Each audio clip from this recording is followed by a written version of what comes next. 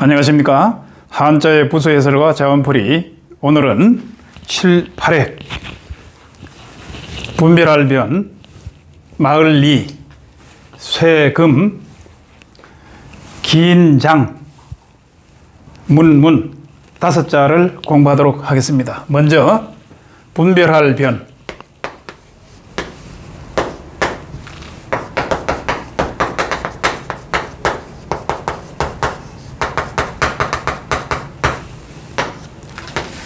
분별할 변자는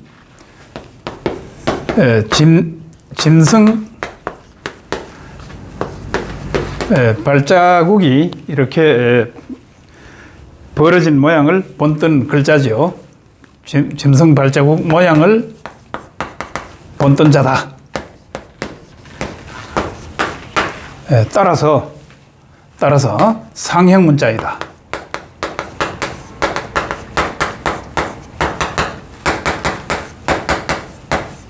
상형 문자이다. 짐승 발자국이 이렇게 벌어진 모양을 본뜬 글자이기 때문에 상형 문자이다.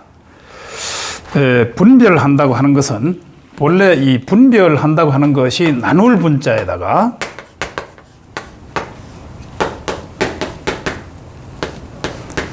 분별, 이거 분별이죠. 나눌 분 또 분별할 변.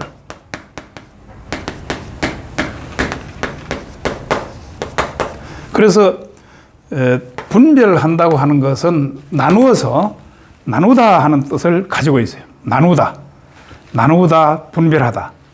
그래서 원래 이 분별할 변자의 본자가 이 분별할 변부다.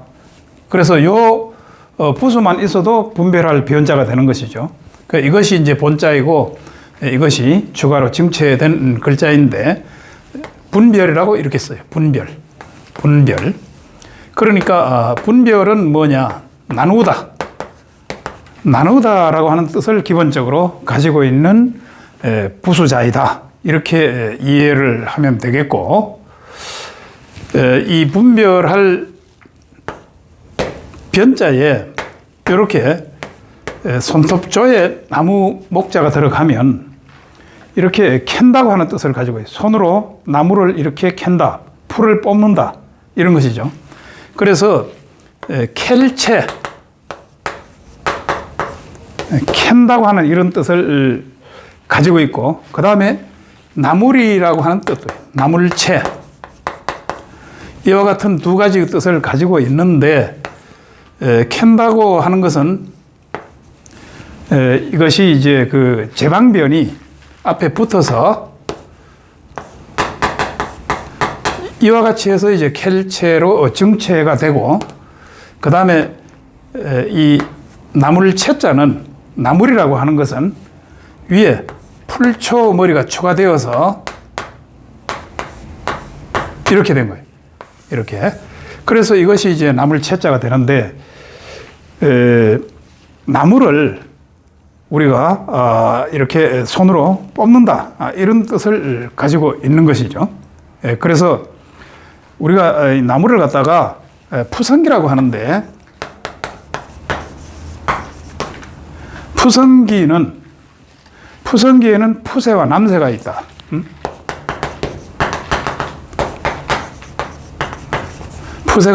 푸세와 남세를 합쳐서 푸성귀라고 해요. 푸성귀. 풋나무를 얘기하는 것인데, 이 푸세는 나물이고, 나물이라고 하는 것은 자연 상태에서 우리가 채취하는 것. 자연 상태에서. 자연 상태에서 채취하는 것은 나물이에요. 대표적으로 우리가 이제 산나물이라고 얘기를 하죠. 산나물. 그 다음에 이 남세라고 하는 것은 인공재배. 우리가 인공으로 사람이 공을 들여서 우리가 재배를 한다. 이렇게 하면 인공재배가 되는데, 우리가 야채를 심고 이렇게 하는 것은 우리가 그걸 채마라고 통상 얘기를 해요. 채마. 인공재배하에서 우리가 채마밭에 가서 무엇을 일을 한다든지 이렇게 용어를 사용하죠. 그것은 남새가 되고 자연적으로 채취하는 것은 푸새인데 합쳐서 푸성기라고 한다. 결과적으로 이와 같은 푸석이는 손으로 뽑는 거예요. 손으로 채집을 하는 거죠. 그렇기 때문에 켈체, 나물체 이런 뜻을 다 가지고 있는 글자인데 이 분별할 변부에 그대로 다 가지고 있는 것인데 이와 같이 제방변과 풀초머리가 정체되어서 이와 같이 이 분리가 되었다. 이렇게 이해를 하면 되겠죠. 그 다음에 대표적으로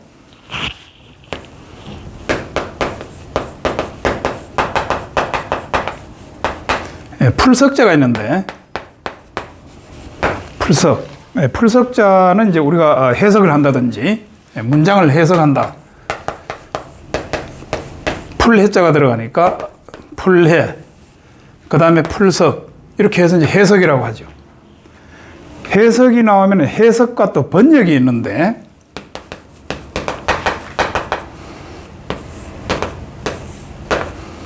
번역, 풀역이라고 해서 이러면 번역이 되죠. 이 번자를 이렇게 써도 되고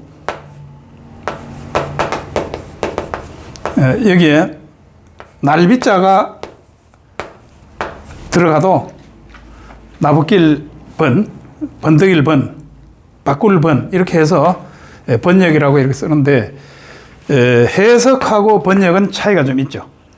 해석은 글자 그대로 풀이한 것이고 번역은 그것을 우리 말화해서 알아듣기 쉽게 이렇게 바꾸어 놓는 것. 이것은 이제 번역이 되는 것이죠. 이와 같이 우리가 이해를 하면은 되겠고, 다음에 두 번째 마을리.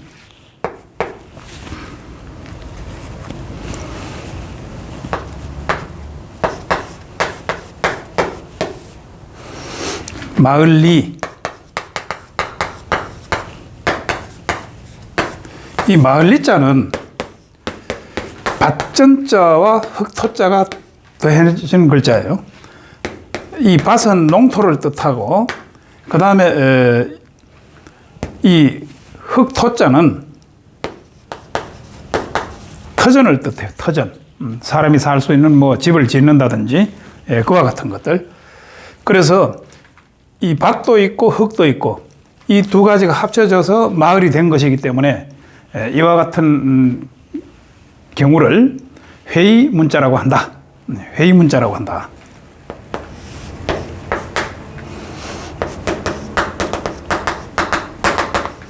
같은 뜻이 모여서 새로운 글자를 만들었다. 회의문자이다. 마을리. 마을리자는 그 의미가 또 여러 가지가 있는데 주거한다. 마을에 사람이 살기 때문에 주거라고 하는 그런 의미도 있고, 그 다음에 어떤 상점이라고 하는 뜻도 있고, 그 다음에 저택이라고 하는 뜻도 있고, 이와 같은 그 다양한 뜻을 가지고 있는데, 옛날에는 오린, 이웃 린자, 요거 이웃 린자인데, 다섯 오자, 오린 다섯 이웃을 합쳐서 리라고 했어요. 오린왈 리다. 그러면 다섯 가구가 있으면 이웃이라고 하는 것이 옆집을 이웃이라고 하니까 결과적으로 오린왈 리다. 요 마을이라고 했다. 이렇게 단위가 있었고, 그 다음에 요 마을 리자는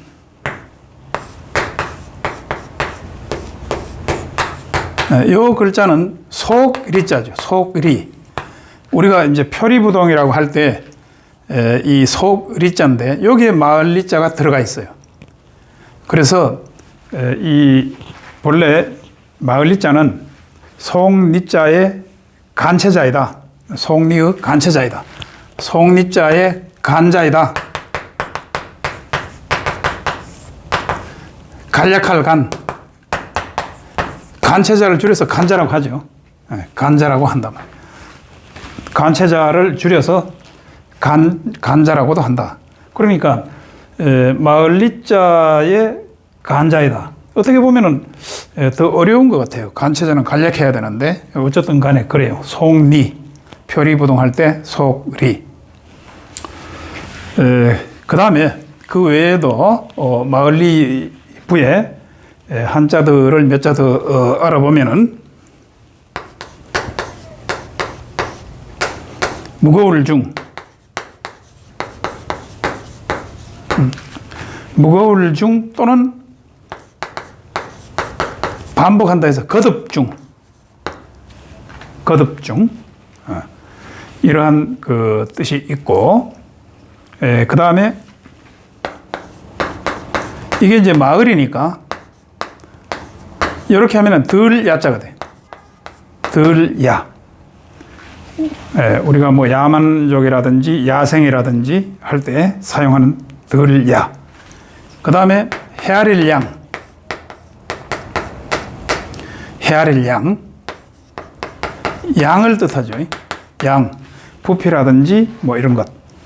이 양하고 차이가 있는 것은 수가 있죠. 수.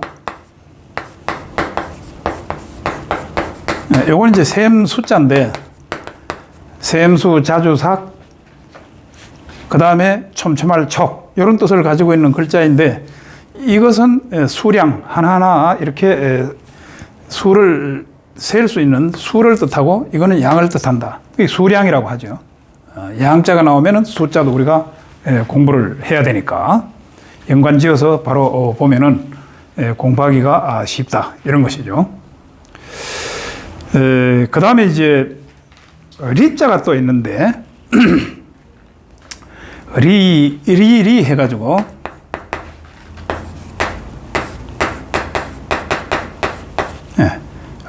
리 단위로 따졌을 때 할, 푼, 리 이렇게 쭉 내려갈 때 분의 나눌 분자, 분의 10분의 1을 1이라고 해요. 물론 과부리도 되고, 과부리자도 되고, 리자도 되고, 그런데, 어떤 틈새라고 하는 이런 뜻도 있고, 그 작은 단위를 뜻해요. 그래서, 요 리자가 들어가는 우리가 성어를 한번 생각해 보면, 호리지차, 호리지차라고 합니다. 호리지차. 그 털 호자.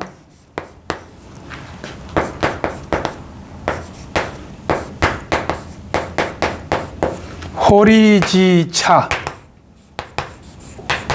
천리지류다. 천리의 어긋남이 있다.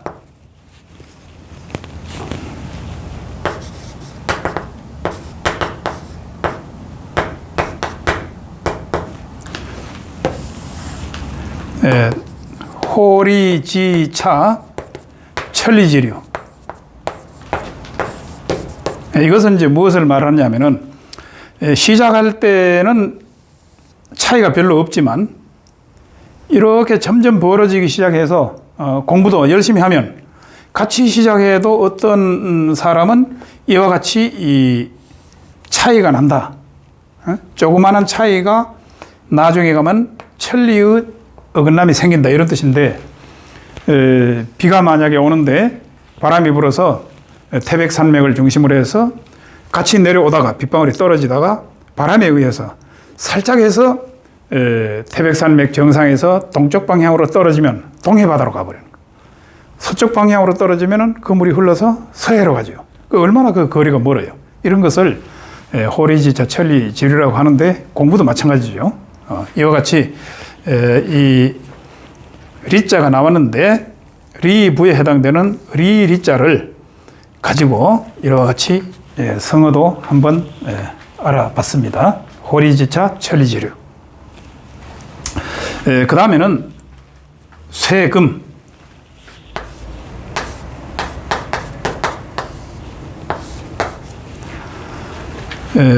이 쇠금자는 음을 나타내는 이제금자와 그 다음에 그 땅에서 광석을 파내는 광석과 그 다음에 흙.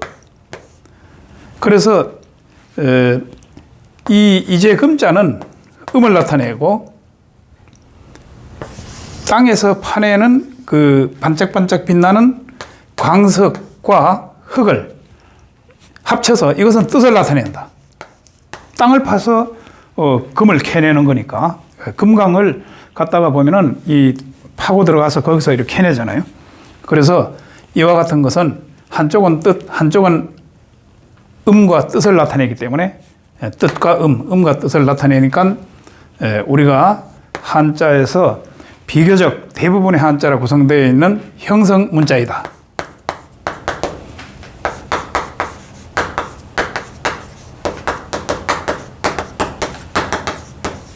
형성 문자이다.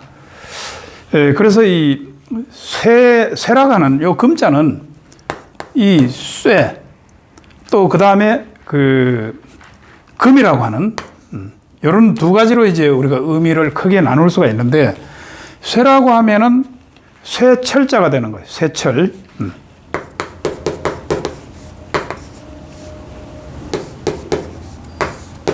이렇게 하면은 쇠철자가 되고, 그 다음에 그 금이라고 하면은 만약에 황금이다. 물론 이 금은 오색 지금이 있어요.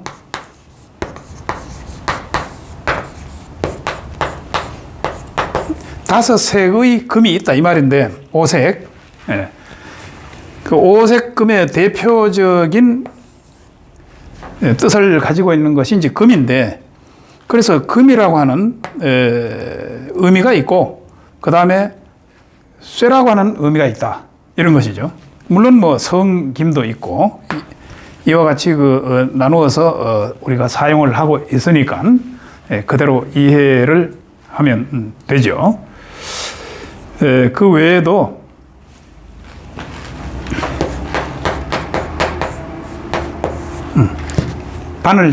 바늘침 할 때도 바늘은 쇠로 되어 있으니까 뜻이 되고, 열십자는 음을 나타낸다. 그게 바늘침 이렇게 되는 거예요.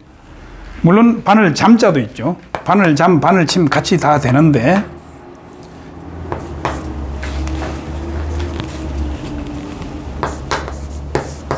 같은 글자죠. 사실은 바늘침, 바늘침.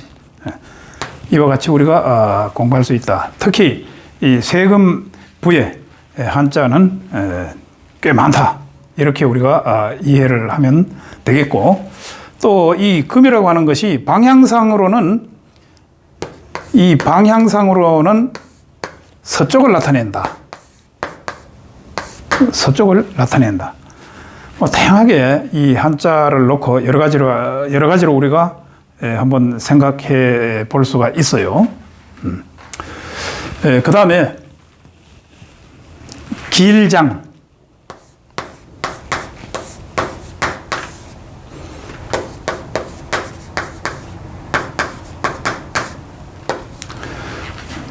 길장, 그 다음에 어른장,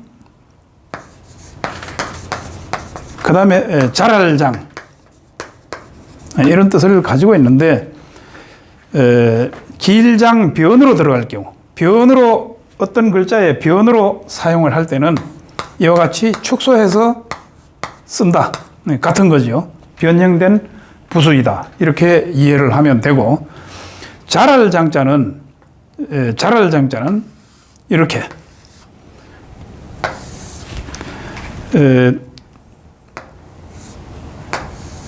이렇게 되는 것이죠. 그래서 여기 이 장자를 이와 같이 변형시켜 보면은 이 부분은 싹이 올라와서 생장한다.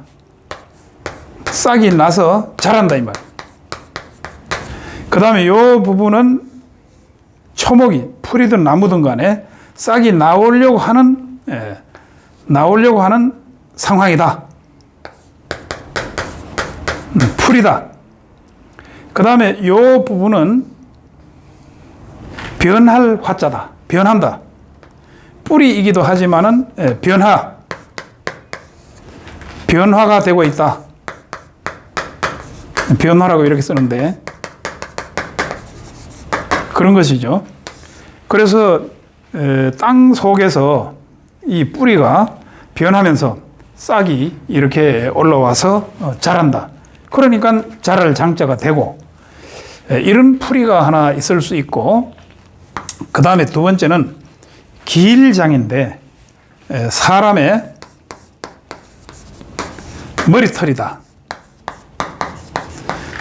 사람의 머리털이 이렇게 길게 이렇게 나서 사람이 만약에 이렇게 지팡이를 짚고 서 있다면 머리털이 이렇게 나부끼는, 바람이 불어서 나부끼는 모습. 그러니까 사람의 긴 머리털 모양을 본뜬 글자이다.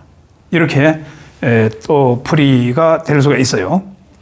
그렇기 때문에 어쨌든 간에 1번이든지 2번이든지 그러한 모양을 보고 만들었기 때문에 모양을 본뜬 자이니까 상형문자이다.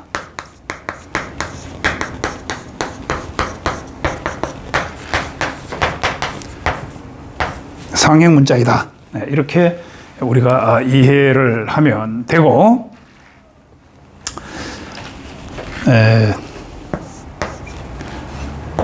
어른장이라고 하죠. 어른장. 어른의 머리카락을 본뜬 글자니까 어른장. 그래서 할위자, 위장자분이라는 말이 있는데, 어른장,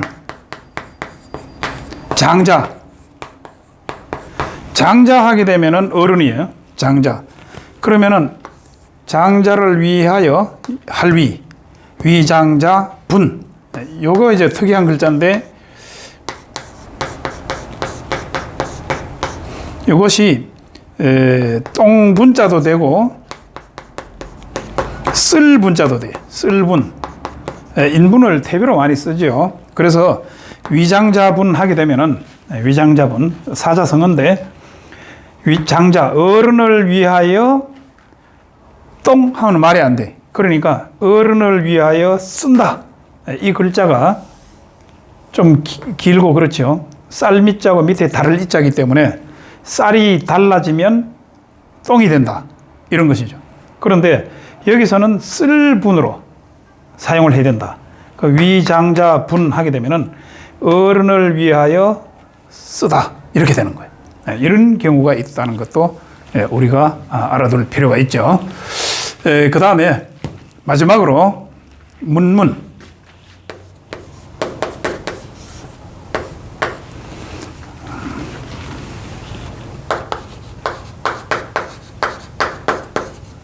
문문 부자인데,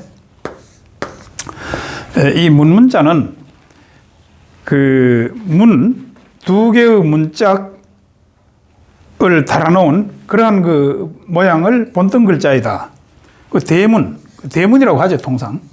두 개의 문짝을 이렇게 달아놓은 집이 이렇게 있으면은 이 문짝이 이렇게 있어요.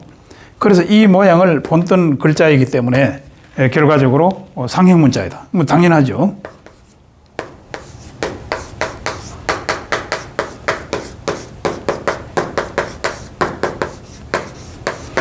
상형문자이다. 그래서 문이라고 하는 것이 외짝문이 있고, 그 다음에 두 짝을 같이 이렇게 달아놓은 경우가 있는데, 결과적으로 양호를 상형했다. 그 두 문짝을 이게 상형해서 만든 글자니까 상형문자인데, 이것을 양호상형이라고 해요. 양호상형.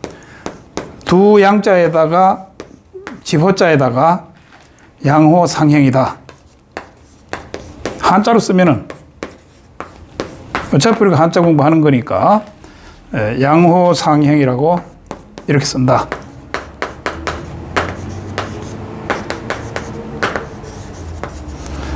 요게 이제 외장문호도 되지만 그 지포자도 되죠. 호구 조사할 때 지포자도 되는데 여기서는 그 외장문호. 그러니까 양호니까는 문이 두 개가 되는 거예요. 그 두 짝을 상행한 것이다. 그 결과적으로 이와 같은 문을 상행해서 만든 글자이다. 이렇게 볼 수가 있겠죠. 그래서 이것을 집에 집당자 제당왈호고, 그러니까 일반적인 집에 있는 문은 외장문 호가 되고, 그 다음에 어떤 이 성에 있는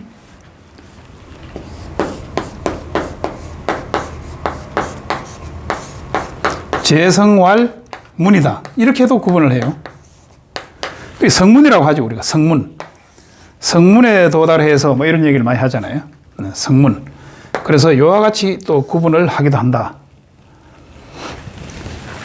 또 대문이라고 할 때는 바깥에 있는 문, 그때는 또 이 문을 갖다가 큰 대자를 붙여서 대문이라고도 하고, 큰 문은 당연히 외짝으로 달기는 힘드니까 두 짝으로 이렇게 달죠. 이와 같이 우리가 문에 대해서도 이해를 하면 되고, 그 다음에 여기 이 부에 해당되는 글자들은 많은데, 이 문자에다가 날일자가 들어가면은 사이간자거든. 사이라고 하는 것은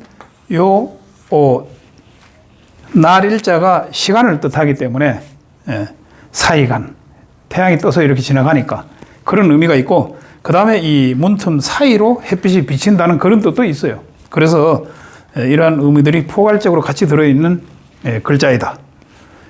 그 다음에 이 문자만 제대로 알아놓으면 나머지 한 20자 정도는 금방 공부할 수가 있어요.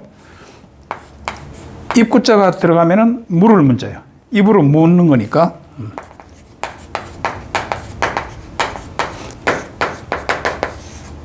그 다음에 귀자가 들어가면은 들을 문이다.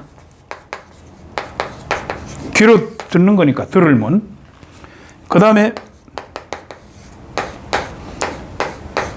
이렇게 두 손 공자로 샷들을 들어 올린다. 10개째, 10개. 열었다가 퇴근할 때는 어떻게 해요? 빗장을 치지. 응? 빗장을 이리 쳐. 이건 닫을 패.